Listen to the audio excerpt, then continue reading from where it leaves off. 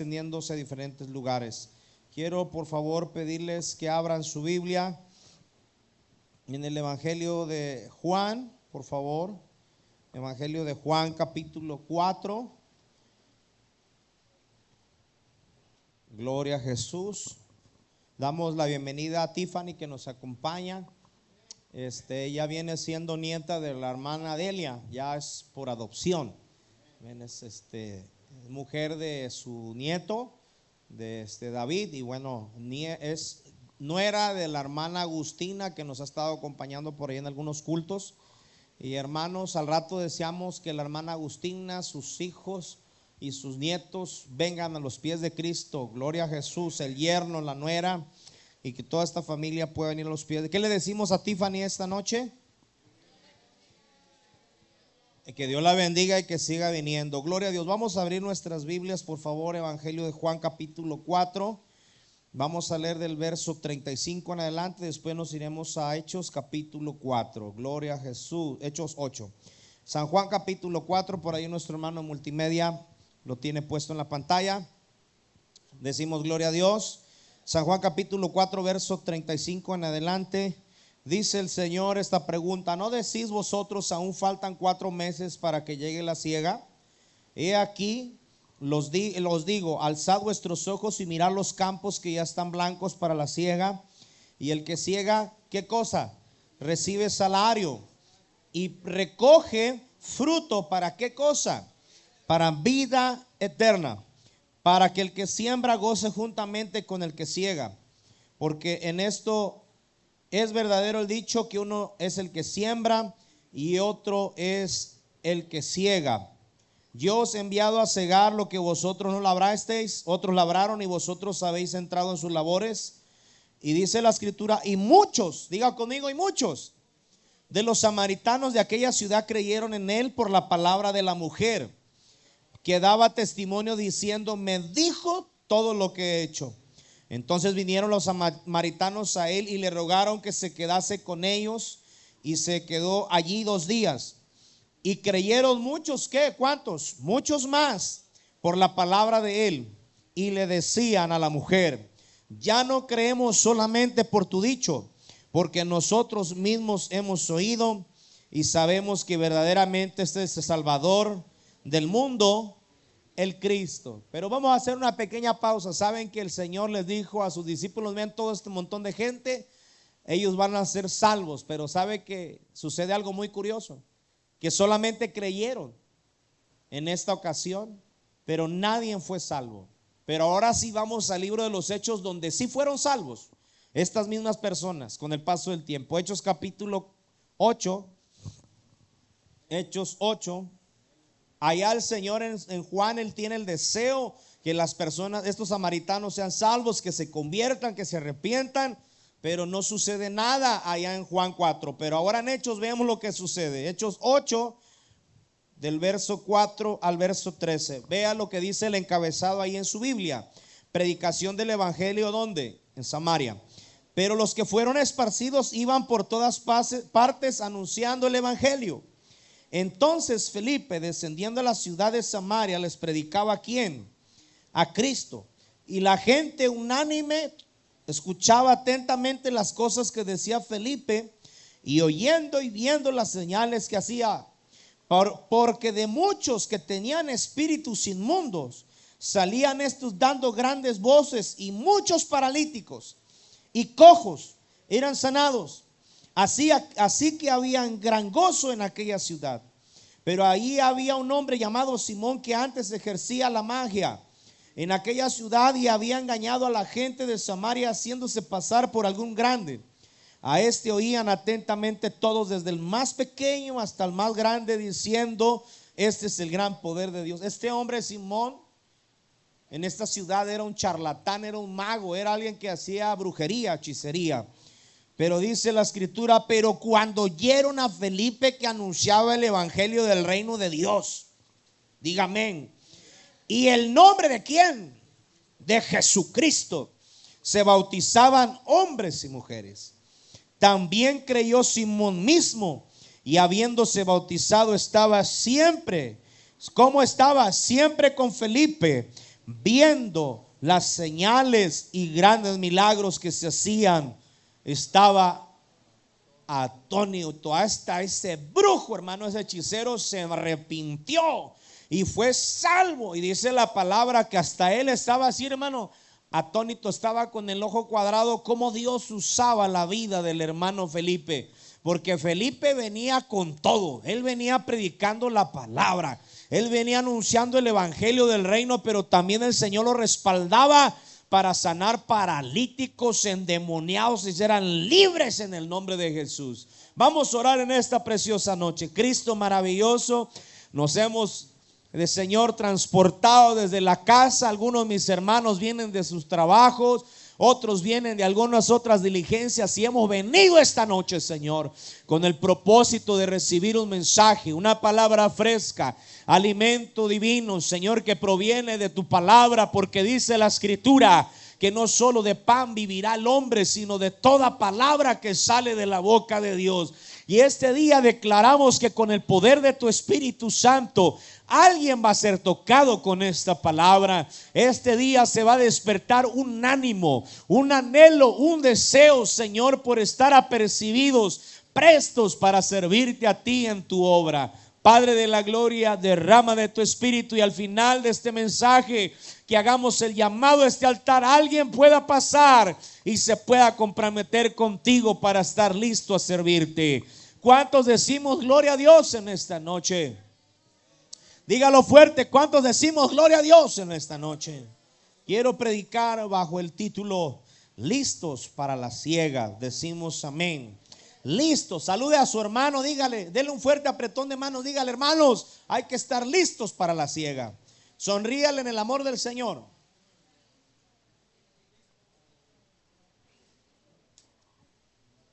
Amén, hermano. Yo sé que viene cansado, pero no le haga pucheros al hermano, ni le haga muecas en el nombre de Jesús. A lo mejor viene un poco amuinado del trabajo, pero repréndase en el nombre de Jesús. Tome su lugar, por favor, en esta noche. Quiero predicar esta palabra que Dios ha puesto en mi corazón. Listo significa estar preparado, dispuesto, apercibido para realizar una acción, un evento o una tarea específica. Estar listo indica que una persona o cosa ha complementado los preparativos necesarios y se encuentra en condiciones aptas para su uso inmediato o ejecución. Cuando una persona está lista para salir de viaje, no se sale sin la cartera, no se sale sin su identificación, no se sale sin dinero, no se sale sin ropa, se sale, hermano, con tiempo. La hermana está lavando cuando hay un evento, cuando va de viaje a ver a su familia, se pone a lavar un montón de ropa porque sabe que va a ocupar una maleta. Y comienza a listar aquella maleta, pone la ropa aquí, las faldas allá, las blusas acá, lleva los zapatos aquí y va acomodando. Ahora, no se diga cuando salimos fuera del país, usted no puede salir así nomás por nomás. Tiene que llevar su identificación, su pasaporte, debe de llevar sus tarjetas, su dinero. Hasta hacemos la manera de meterlo en el calcetín, no nos vayan a saltar por el camino. Y nos preparamos, nos alistamos para poder hacer algo. Ahora, hermanos queridos, los significados principales de estar listos es alguien que se ha preparado física y mentalmente para estar dispuesto a hacer algo. El evangelio de Lucas, vea lo que nos dice el Señor hablando precisamente de este tema. Estén listos, vestidos para servir. La Nueva Traducción Viviente, evangelio de Lucas 12:35, dice: estén listos, vestidos para servir, y mantengan las lámparas encendidas, como si esperaran el regreso de su amo de las fiestas de bodas. Entonces estarán listos para abrirle la puerta y dejarlo entrar en el momento que llegue y llame. Los siervos que estén listos y a la espera de su regreso serán recompensados. Les digo a la verdad, Él mismo les indicará dónde se sentarán. En múltiples pasajes de la Biblia, el Señor requiere siervos que estén preparados, siervos que estén listos, que estén dispuestos.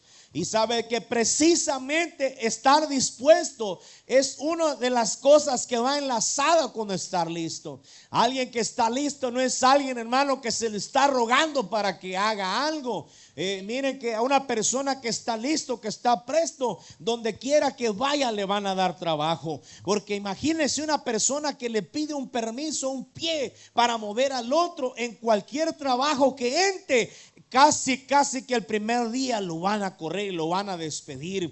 Pero una persona que se le dice que haga algo y cuando voltea a quien lo mandó le dijo: ya estoy aquí, ya vengo de regreso. Aleluya, santo es el Señor. Hermanos amados, la misma escritura nos enseña que el Dios, nuestro Señor Jesucristo, desea que sus siervos estén listos. Diga conmigo, listos, aleluya. Que estemos prestos, que estamos dispuestos. Alabanzas al Rey de la Gloria. Hermanos, mire que de hecho una de la parte de la madura del cristiano en el libro de los carta a los Efesios 6:14, el apóstol Pablo precisamente hace alusión que una parte de la madura del Hijo de Dios es estar ceñidos los lomos con la verdad. Y esto significa de que debemos de estar, hermanos, totalmente preparados, alertas y dispuestos para, hermano, tener acción inmediata. El Señor no desea que su pueblo sea una iglesia perezosa. Diga gloria a Dios esta noche.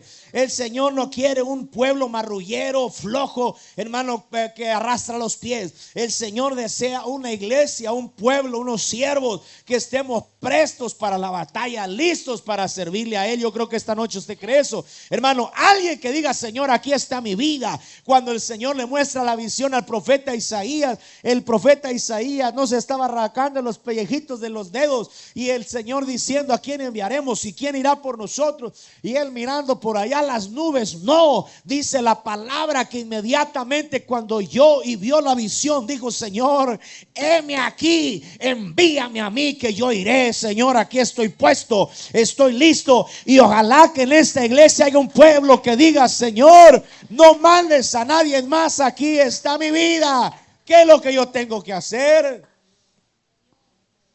Espero que usted no sea del grupo de cristianos que todo el tiempo andan, hermano, con la pereza encima. Porque un cristiano y un hijo de Dios no debe de ser perezoso. Un hijo de Dios no debe de ser holgazán. Alguien dijo, hermanos amados, que una mente desocupada es el taller del diablo. Sabe que la pereza es la madre de muchos pecados. Y hay quienes para trabajar se la piensan. Hay hermanas que para lavar los trastes se la piensan. Recuerdo que hace algunos años fui a una iglesia de un pastor. Yo iba a decir de dónde. Gloria a Dios que ya no sé nada de él. Pero sabe que cuando llegamos a la casa de esa familia pastoral, a mí me dio tanta pena y tanta vergüenza ajena. Porque sin mentirles, había así un montón de trastes, pero no eran sucios de una semana. Eso tenía quizás un mes o 2 meses, porque había hasta gusanos que brincaban ahí en esas cacerolas. Había unos hongos así, una tela gruesa, una nata espesa. Aquello era algo nauseabundo. Y yo decía: ¿cómo es posible que alguien del pueblo de Dios pueda vivir así? Sabe de que Dios no quiere que vivamos así. El Señor le gusta de que su pueblo esté listo y alerta. Alabanzas al Rey de Gloria. Dele un fuerte aplauso al Señor por eso, si usted lo cree. Y no sé si le estoy dando al clavo a alguien. Si acostumbra dejar los 3 vasijas de 3, 4, 5 días, tenga cuidado. Ya de paso le voy a dar un consejo. Tenga cuidado con eso, porque se le va a hacer un enjambre de puras cucarachas, hermano, ahí en su casa. Bendito sea el Señor. Las plagas de Egipto le van a caer ahí en su casa. Tenga cuidado con eso. No, y eso no porque el diablo se lo manda, sino porque usted le está llamando con la suciedad. Gloria a Jesús. Mire, hermano, el contexto de esta escritura del Evangelio de Juan, cuando el Señor le dice a sus discípulos: ustedes dicen que faltan algunos meses para la siega. El Señor les dice, bueno, ustedes dicen que faltan, pero vean, Miren esa gente que viene caminando, porque recordemos que el contexto de este capítulo 4 de Juan es que el Señor está platicando con la mujer samaritana. Se la encuentra en este pozo y el Señor le dice: si tú supieras quién es el que te pide de beber, tú le dirías a él, le pedirías agua viva, la cual nunca más tendría sed para venir a este lugar.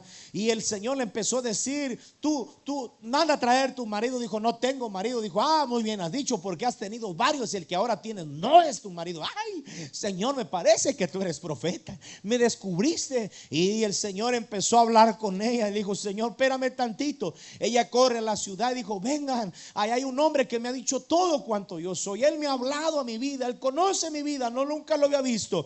Y dijo: ¿no será este el Cristo? Y cuando viene toda esta multitud de personas, algunos teólogos creen que los samaritanos se vestían todos de blanco, y esta es la razón por la cual el Señor, al ver esa multitud que viene detrás de la mujer hacia él, el Señor le dice a sus discípulos: ustedes dicen que faltan algunos meses para la siega, mas ved, he ahí los campos listos para la cosecha. Bendito sea el Rey de la gloria. Hermanos amados, recordemos algo del contexto de esta palabra, que los samaritanos y los judíos estaban peleados, ellos no se trataban entre sí. Así que el Señor, después de tener un encuentro con esta mujer, después de un rato, ya es motivada a ir a la ciudad y traer a estas personas. Ahora, queridos hermanos, detrás de estas palabras, cuando el Señor le dice a sus discípulos que los campos están blancos, están listos para la siega, detrás de estas palabras el Señor está mostrando el deseo que estas personas que son samaritanos, aunque ellos están peleados con los judíos, pero el Señor tiene el deseo en su corazón que estas personas también sean salvas y que ellos también conozcan el evangelio para salvación de sus almas. Recordemos que el Señor no hace acepción de personas. Él no mira raza, condición, de dónde somos, que si somos del norte, que somos del sur, que si somos de un rancho, que si somos de una ciudad. El Señor estaba interesado que también los samaritanos conocieran el evangelio de Cristo. Y aunque esta gente samaritana, hermanos amados, tenían algunas costumbres y problemas antiguos con los judíos que estorbaban, escuche bien, el Señor, cuando los ve venir de la ciudad, Él desea que sus almas sean ganadas, que ellos también, el evangelio de Jesús brille en sus vidas, que también ellos sean alcanzados y que también ellos lleguen al reino de los cielos. Si usted nota en esta parte de la Biblia, como lo dije al principio, solamente se quedó en un deseo. La gente recibió bien a Jesús y le dijeron a la mujer samaritana: oye, nos ha parecido muy bien Jesús. A los judíos no nos podemos ver, nos cae mal, estamos peleados, pero este judío llamado Jesús nos cayó muy bien. Mujer, él es alguien importante, él es un profeta, él es alguien enviado de Dios, pero quedó solamente en eso. Para este tiempo nadie fue bautizado, para este momento nadie fue salvo, para la gloria de Dios, aleluya. Hermano, esa ciega de la cual el Señor está hablando, hermano, pasa y sucede años más adelante con el paso del tiempo, hermanos amados. Ahora sí, pasa el tiempo y cuando nosotros nos transportamos a la segunda escritura que leímos en Hechos capítulo 8, es aquí cuando llega el verdadero tiempo de la siega de los samaritanos, porque dice la escritura que según los cálculos, hermanos, según yo estuve investigando, se cree que desde cuando el Señor le dice a sus discípulos que los campos están listos para la siega, al día que Felipe comienza a ganar almas allá con los samaritanos en el libro de los Hechos, se cree que aproximadamente pasaron de 5 a 8 largos años.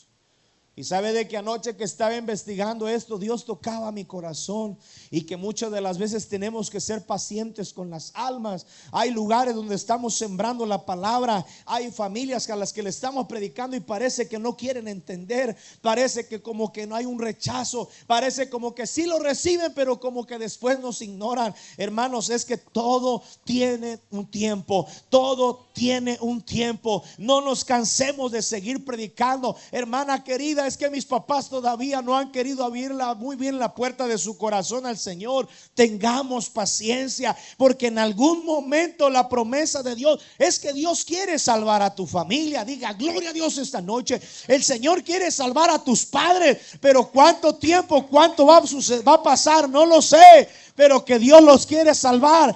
Ese es un propósito de parte del Señor, decimos aleluya. Entonces, desde el momento que miren, hermano, pudieron haber dicho los discípulos: mira qué mentiroso el Señor, no pasó nada.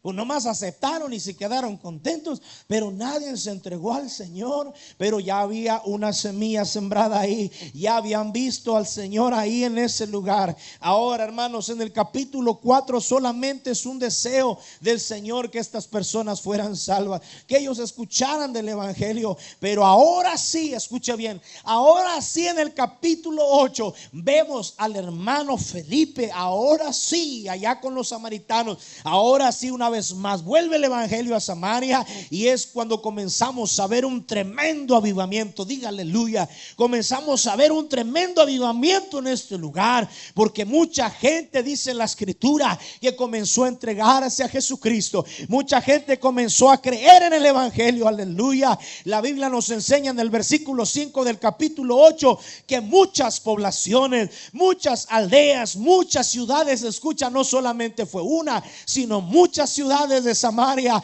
fueron aceptando, fueron alcanzadas para la gloria del Señor. De pueblo en pueblo iba avanzando el evangelio y decían: pariente, acá el Señor está orando, está viendo milagros, está viendo sanidades. Porque dice la escritura que el hermano Felipe no solamente predicaba con poder y respaldo de parte de Dios, sino que además había milagros sobrenaturales. Había milagros sobrenaturales. Los endemoniados quedaban libres en el nombre de Jesús.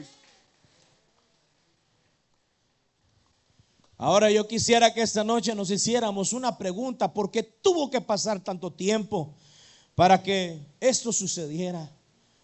De entre 5 a 8 años, ¿por qué tuvo que pasar tanto tiempo desde el día que el Señor habla con la mujer samaritana hasta el día que el hermano Felipe comienza a predicar en Samaria? Capítulo 8 del libro de los Hechos.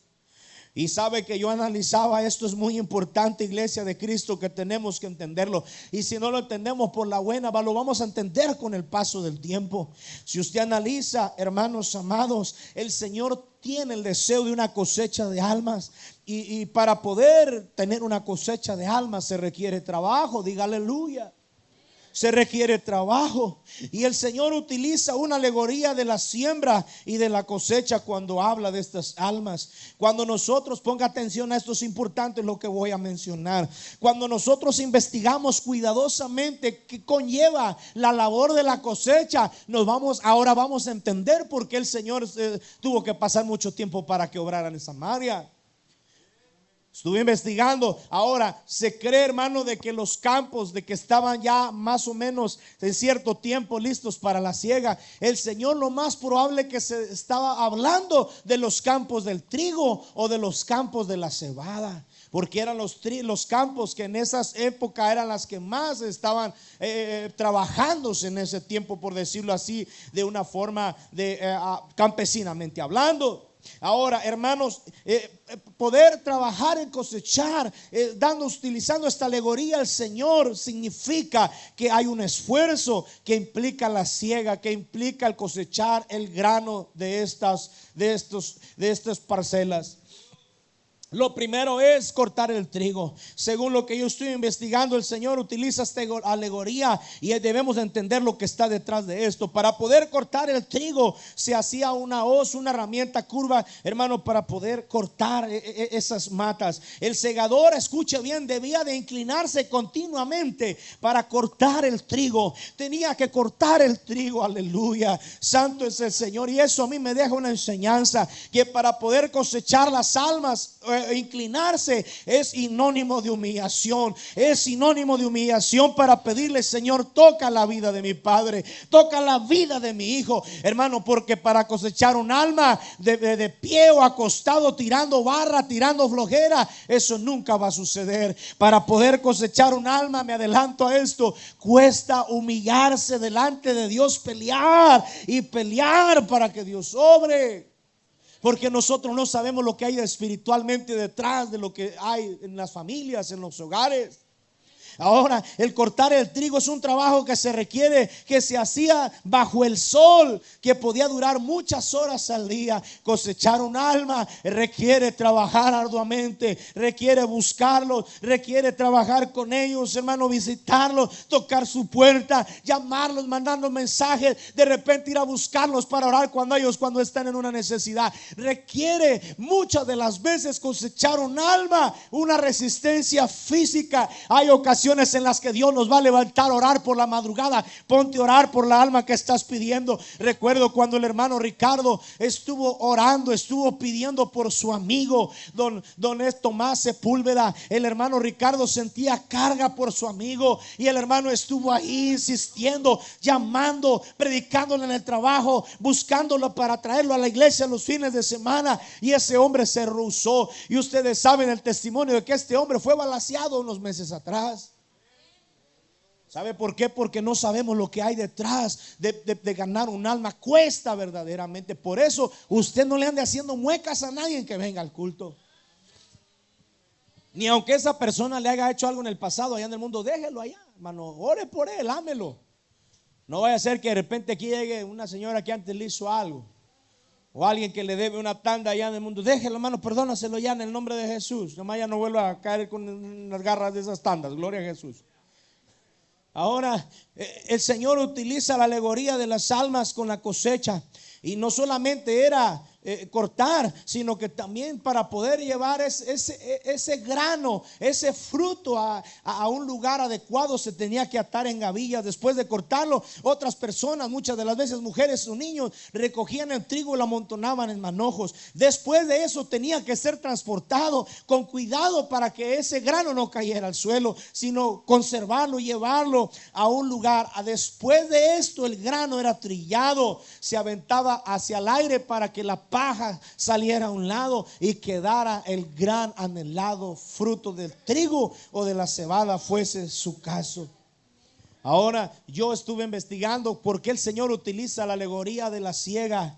El segar era una actividad de urgencia y de presión. ¿Por qué? Porque la siega tenía un tiempo para poderse realizar, porque se tenía que hacer en un cierto tiempo y rápido, porque si llovía el trigo podía dañarse, la cosecha podía dañarse. Si no se hacía a tiempo, se tardaban, el grano se caía al suelo y los animales se lo comían o se perdía aquella cosecha. Por lo tanto, queridos hermanos, si usted nota cuando el Señor habla en la parábola de la viña, dice que el Señor estaba apresurado. El Señor tenía, hermano, inquietud para que fueran a cosechar su viña, porque ya era tiempo de que fuera cosechada.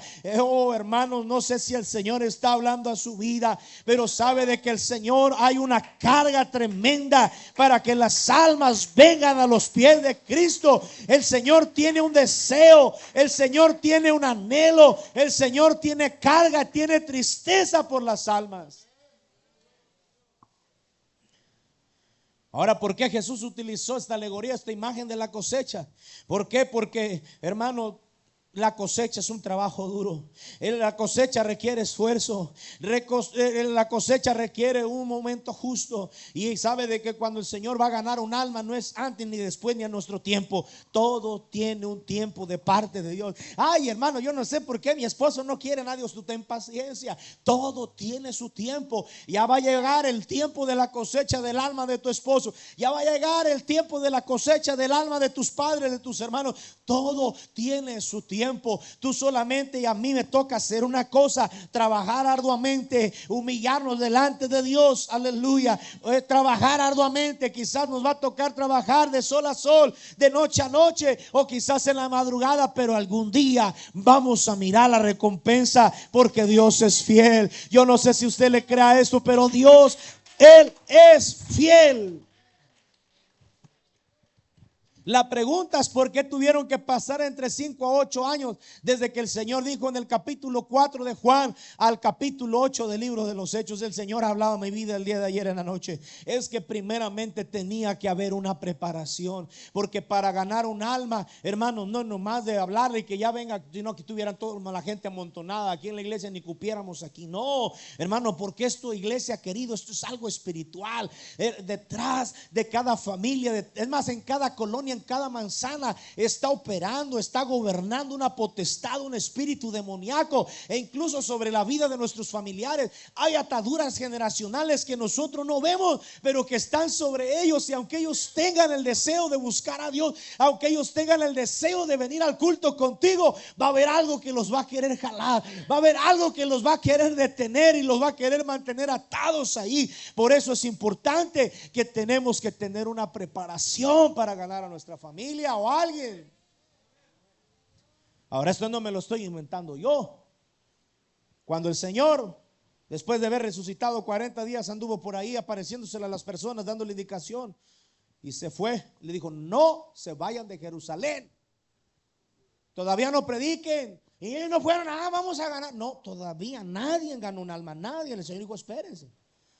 Hay una cosa que necesitan ser llenos del Espíritu Santo. Hermano, si usted no ha sido lleno del Espíritu Santo, hermana, no ha sido, busque la llenura del Espíritu Santo. Métase en oración, Señor, lléname, satúrame, porque eso te va a dar la capacidad, el poder y la autoridad sobre tu familia y sobre aquellos que tú quieres ganar para el Señor. El Señor les dice: necesitan ser llenos del Espíritu Santo. Y después de ser llenos del Espíritu Santo, hermanos amados, la iglesia primitiva comenzó a levantar líderes. Comenzaron a levantarse los apóstoles, predicadores, y de entre esa primera generación, de esa primera iglesia primitiva, se levantaron 7 hermanos diáconos, entre los cuales estaba el hermano Felipe.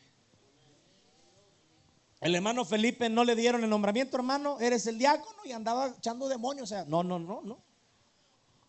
El hermano Felipe tuvo una preparación.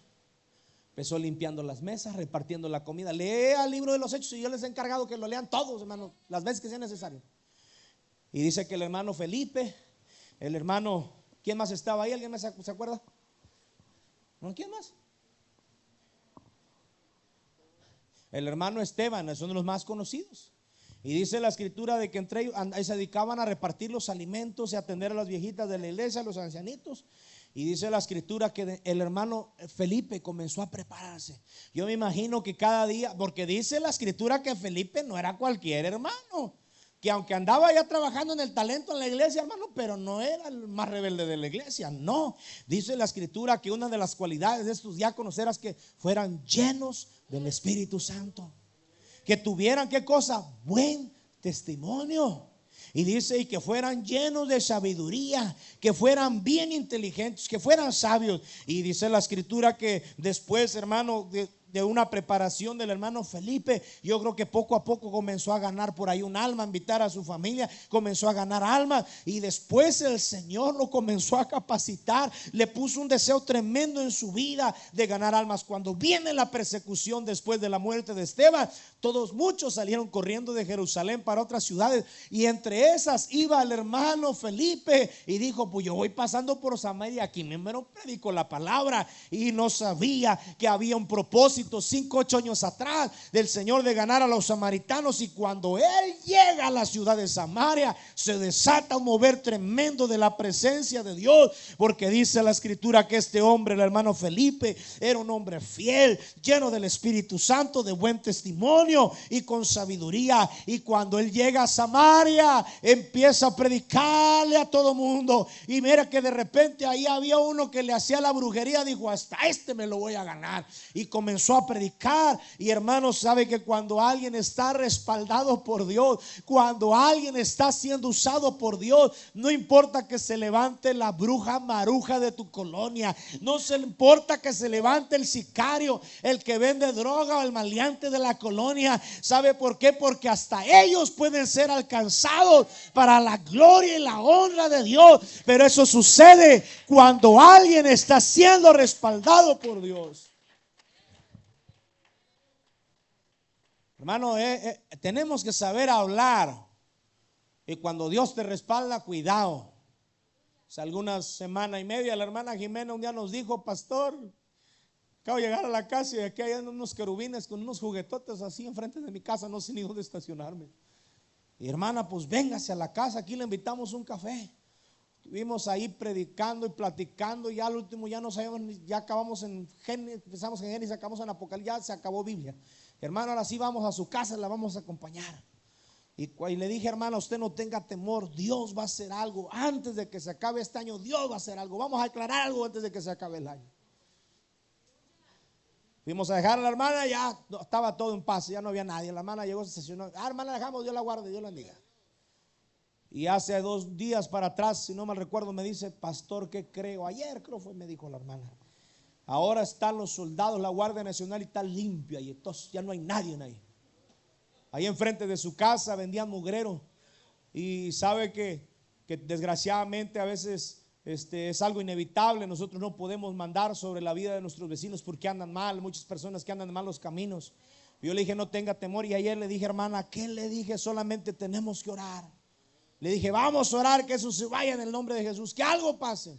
Y sabe, hermanos, creo definitivamente que cuando Dios respalda tu vida, y si tú buscas a Dios y yo busco a Dios, va a haber un respaldo no solamente para ganar almas, sino para el delincuente, para el que hace brujería, para el que cree en otras cosas, sea ganado para Dios. Porque cuando llega Felipe, lleno del Espíritu Santo, respaldado por la misma mano de Dios, aún este hombre que engañaba, porque dice que tenía engatusado a todo mundo, desde el más grande hasta el más chiquito, todos le hacían caso a él. Yo me imagino que tenía muchos clientes, pero cuando llegó Felipe, se le acabó el negocio, porque este hombre, hermano, predicaba la palabra y la gente abrió los ojos, porque había grandes señales. Los paralíticos eran sanados, los cojos eran sanados, y aún los endemoniados quedaban libres en el nombre de Jesucristo de Nazaret.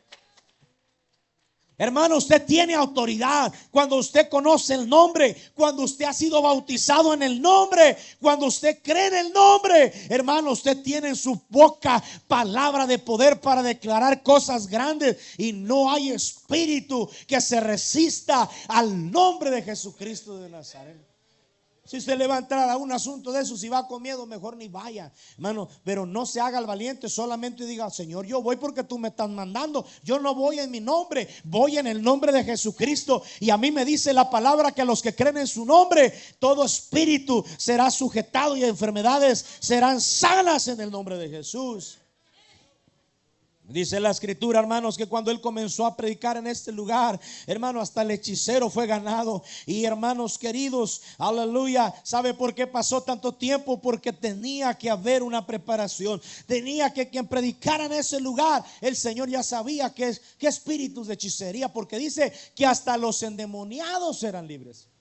Yo me imagino que en este lugar de Samaria había mucha hechicería, había mucho mugrero de ocultismo, porque dice que para que hubiera muchos endemoniados, hermanos, porque estaba pesado ahí el ambiente espiritual.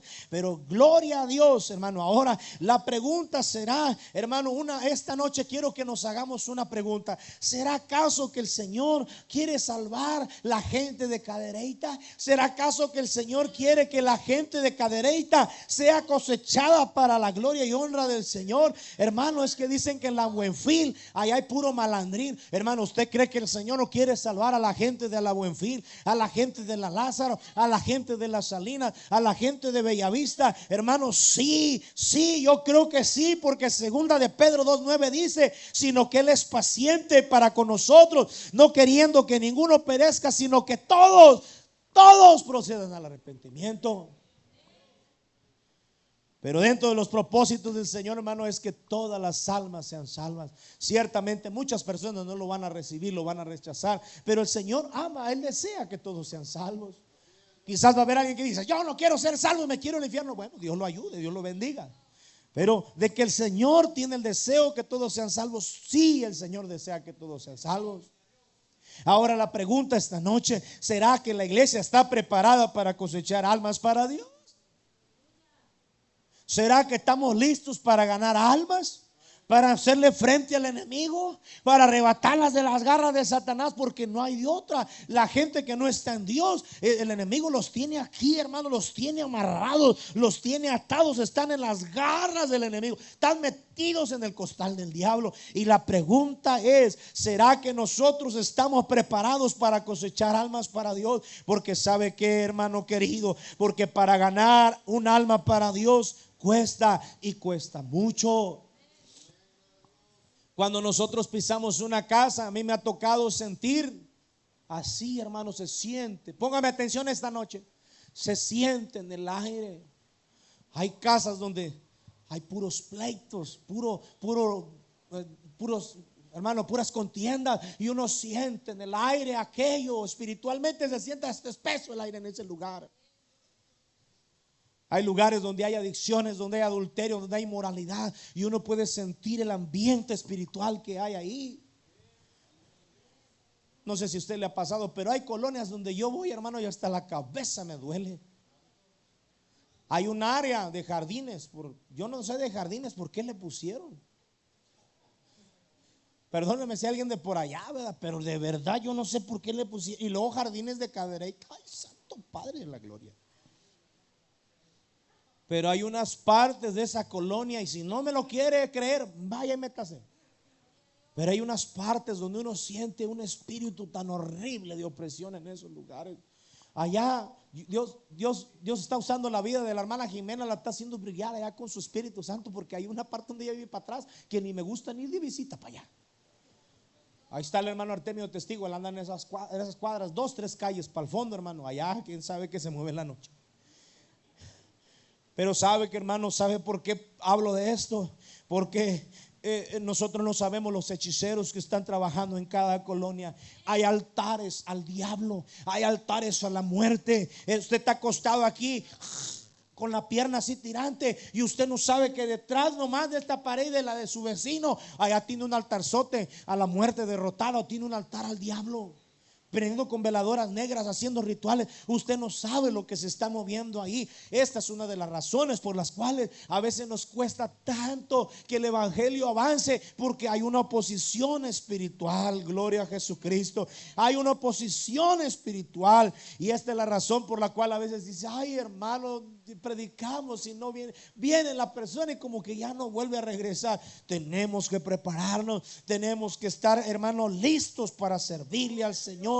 Sabe que Felipe, una de las cualidades que yo le admiro a este hombre, lea la historia de él, porque él acaba con una bonita familia. Sus hijas, con el paso del tiempo, otros capítulos, termina que sus hijas se levantaban, eran unas profetisas, unas muchachas siervas de Dios. Hermano, Felipe estaba más que listo para cosechar almas. ¿Por qué? Porque no era de que andaba motivado. Fue una temporada de entrada de año que le dieron una enseñanza allá en Guadalupe, estaba motivado. No, este hombre estaba metido con Dios, porque nosotros vemos que este hombre no tuvo temor, él no tuvo miedo. Él pudo decir: ay, hermano, se me apareció el Simón el mago, no sé qué me vaya a hacer, me va a hacer brujería. No, este hombre estaba lleno del Espíritu Santo, que hasta el brujo, al mago, se lo ganó para la gloria y honra de Dios. Y yo sé que un día va alguien a pararse aquí y va a decir: hermanos, yo tengo que testificar que cuando los hermanos me predicaron, yo les quería hacer brujería, hasta los quería matar. Ellos no sabían que yo era un hechicero, pero yo tengo fe que un día aquí alguien va a decir: pero ahora he sido lavado con la sangre de Cristo,